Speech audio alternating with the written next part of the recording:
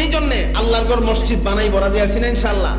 আল্লাহ রাসূল বলেন তুমি যখন মরে যাইবা কবরে গেলে আর কোনো সওয়াব করার সুবিধা নাই। ইন্না মিম্মা ইয়ালহাকুল মুমিনা মিন আমালিহি ওয়া হাসানাতিহি বাদা মাউতিহি। আল্লাহ রাসূল বলেন মুমিন তুমি যখন দুনিয়া থেকে বিদায় হয়ে যাইবা কবরে যাওয়ার পর গিয়ে আর কোনো নেক আমল করতে পারবা না, সমস্ত নেক আমলের রাস্তা বন্ধ। কবরে গিয়া যদি কোন শাসনা গ্রাম মসজিদ 1 লাখ টাকা দিলাম কামইবনি, ফেরেশতার সাথে কইতার পাই কিন্তু কাম হইতো, সমস্ত নেক আমল বন্ধ। কবরে গিয়া যদি কোন বলে রমজান মাস আইতাছে নিয়ত করছি আর রোজা ভাঙতাম না, কোন কাম হইব? নমাজ তো জীবনে পড়ছি না, কইবরে গিয়া এখন শান্তি মতে জি নাই পুত নাই ছেলে নাই মেয়ে নাই কুয়া নাই হুরি নাই আমি খালি নমাজ পড়বো, খামইব? আল্লাহর নবী কন্যা ইন্না মিম্মা ইয়ালহাকুল মুমিনা মিন আমালিহি ওয়া হাসানাতিহি বাদা মাউতিহি। মুমিন তুমি যখন দুনিয়া থেকে বিদায় হইয়া অন্ধকার ঘর কবরে যাইবা সেখানে গিয়ে আর কোনো নেক আমল করতে পারবা না। তবে দুনিয়া থাকাকালীন সময়ে এমন কিছু আমল আছে যেই আমলগুলি করে গেলে কবরে গেলেও সওয়াব পাইবা। কিছু আমল আসেনি না নাই?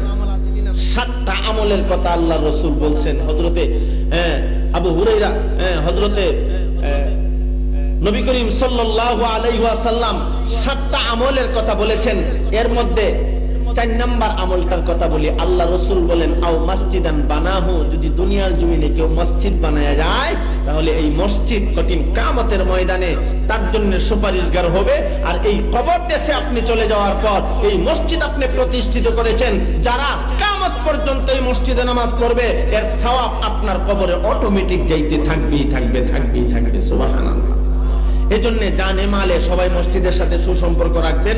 আর আজকে এই মাহফিলে আমি আপনাদেরকে বলবো আল্লাহর ঘর মসজিদের জন্য নগদ পারেন বাকি পারেন এমন আল্লাহর কোন মায়ার বান্দা আছেন 10,000 টাকা আল্লাহর ঘর মসজিদে দিবেন? একটু হাত তুলে দেখান তো দেখি। 10,000 টাকা,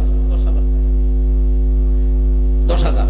অনেকের আব্বা অনেকের আম্মা কবর দেশে শুয়ে আছেন, আব্বা আম্মার কবর যেন জান্নাতের বাগান হয়ে যা, এই লোককে 10,000 টাকা দিবেন আল্লাহর ঘর মসজিদে ইনশাআল্লাহ। আমাদের প্রধান অতিথি হুজুর চলে আসছেন, হুজুর ইনশাআল্লাহ দোয়া করবেন আপনাদের সকলের জন্য। আর